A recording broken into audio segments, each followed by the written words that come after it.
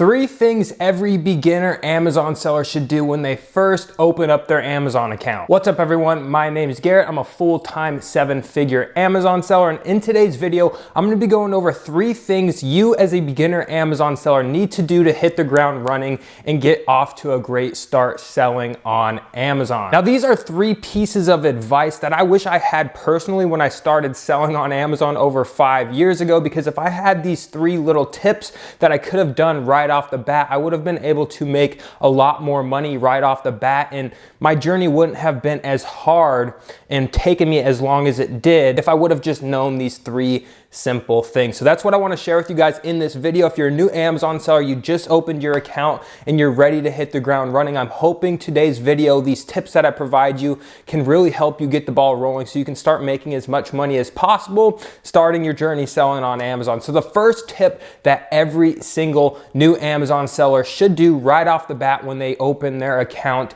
is try to get ungated in as many categories and brands as possible. And this is actually easier than ever because there's tons of ways to get invoices easily to obtain ungating in different brands and categories. It wasn't this easy, or it wasn't as easy as it is now. When I first started over 5 years ago, it was kind of the wild, wild west. When you first started selling on Amazon, you just hoped and prayed that brands like Nike, Adidas, all those top brands that you see a lot of sellers selling, you just hope that Amazon would auto approve you. But that's not really the case in today's day and age. There's tons of different ways of getting ungated. You can get ungated in grocery category very easily, the toy category, tons of toy brands, Lego, Mattel, all that good stuff, Nike, Adidas, Under Armour. These are all brands that are easily ungateable now. Electronics, all the different categories now are super easy to find invoices for, and I wish I could share each and every way to get ungated in this video, but unfortunately,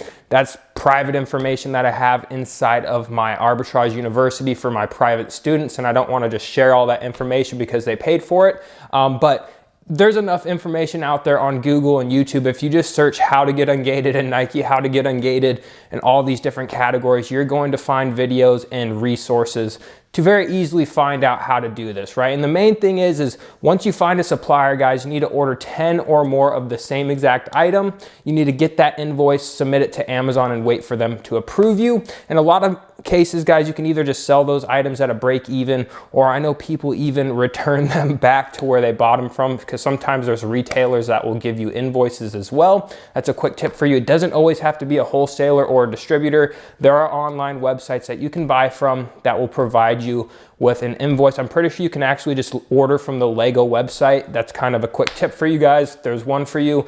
A lot of people I know will order like Lego keychains, and they might tag it in with like a Lego Star Wars collab keychain. So they'll use that invoice to get ungated in Lego and Star Wars. So that's another tip for you guys. Once you're doing this ungating process, like let's say you're gonna use EE distribution. That's one that a lot of people use to get ungated for toys. There's another quick one for you guys.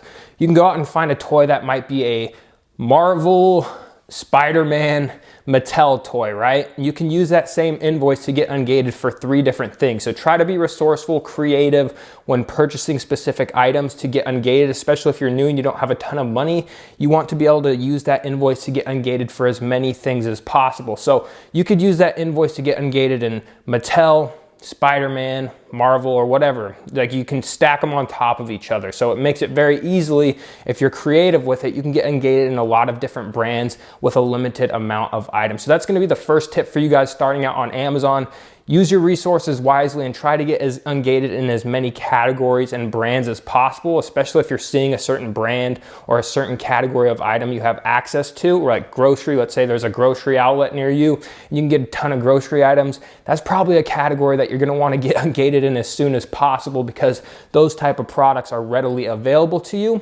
So it would just make sense getting ungated in the grocery category, because you know you're finding all these grocery items on a consistent basis. So that's going to be tip number 1 for you new Amazon sellers. Tip number 2 is going to be getting the software Keepa, guys. If you're a new seller and you don't know what Keepa is, you need to go watch some videos and learn what Keepa is and how to use it. It's going to save you from making bad buying decisions. Now, Keepa provides you with a ton of data from past history of a specific item and listing, right? So it's gonna provide you with the sales history, the average selling price of that item, the average rank of that item over a specific period of time that you're looking at. It's going to provide you with how many sellers have been active on that listing. It's going to provide you with variation, so you can look, hey, this variation is getting 80% of the reviews, so it's probably getting somewhere around 80% of the sales. You can make a lot better buying decisions having all of this data versus just going out. You don't really know what sales rank is. This product might,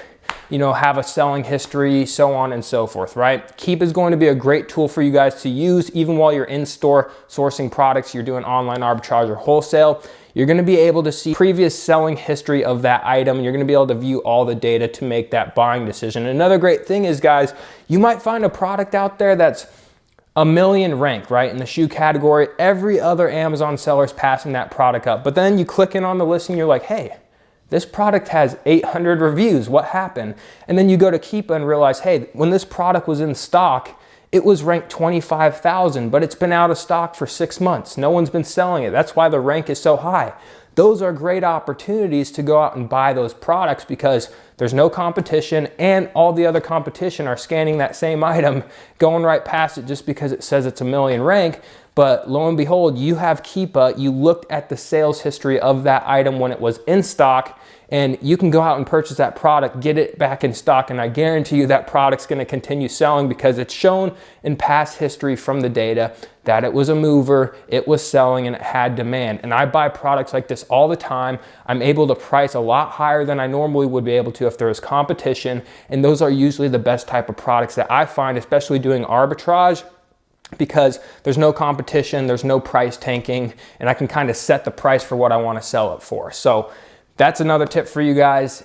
Get Keepa, learn how to read Keepa charts, learn how to dissect the data. It's gonna help you making buying decisions, and it's gonna help you kind of get a clear picture of what that product's like on Amazon, when it's in stock, when it's out of stock, so on and so forth. And tip number 3 is making sure you are staying on top of your account health. A lot of people that just get into Amazon don't know how crucial it is to stay on top of your account health. This is, if you have an inauthentic complaint, making sure you respond to it. If you have a bad review, making sure you try to appeal it and try to get it removed. Just staying on top of different account health metrics, whether it's your inventory metrics, if you have stranded inventory, just staying on top of these things, making sure you're following all the rules. When it comes to sending shipments into Amazon, right? We're not using super oversized boxes that are dinging our account and damaging our shipping into our inbound shipping metrics into Amazon. If we're merchant fulfilling, we're making sure we're shipping those items on time based on the settings we have for our merchant fulfilled settings.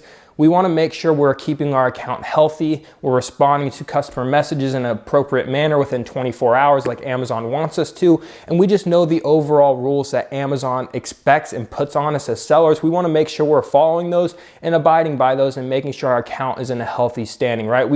The worst thing that could possibly happen to a new Amazon seller is they just don't educate themselves on account health, how to prevent, different things from happening, and just how to maintain a healthy account. The worst thing that could happen, especially if you're a new seller, is you're selling for 4 months, it's going good, then all of a sudden, bam, you weren't staying on top of your account health and Amazon comes in and suspends you, right? You don't really know how to handle a suspension. You don't know how to appeal it. You start freaking out. You get discouraged. And I see a lot of people, this happens to them. They just give up, right? They don't know how to appeal a suspension. They don't know how to maintain their account health, so on and so forth, guys. That's a part of this job, is selling on Amazon, a part of the business.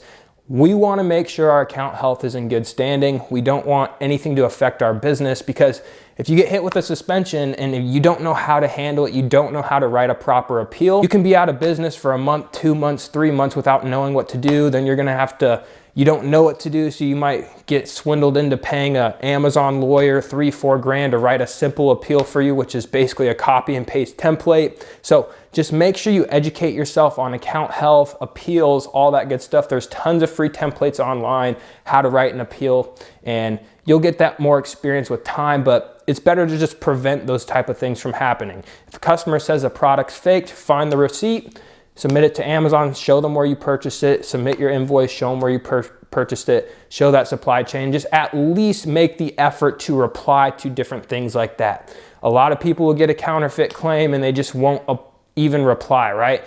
at least if you reply, even if you don't have the proper documentation, at least it shows you're trying to put in effort to reply. We don't want to leave those situations left by themselves and just not reply to them. We want to make sure we're taking action on those and getting it taken care of. But those are the 3 tips I have for you new Amazon sellers out there. I hope you're excited to get started selling on Amazon. I remember when I first started selling on Amazon, started getting some sales, it was like a high, a rush. So just wanted to provide you guys with 3 different tips that you can implement going forward in your Amazon journey to hopefully help you out. If you're new to the channel, definitely consider subscribing, join the family, hitting that subscribe button. If you got any value from this video whatsoever, let me know, leave a like, leave a comment. I'd greatly appreciate your feedback. And that's gonna wrap it up for this one, guys, and I'll see you on the next video.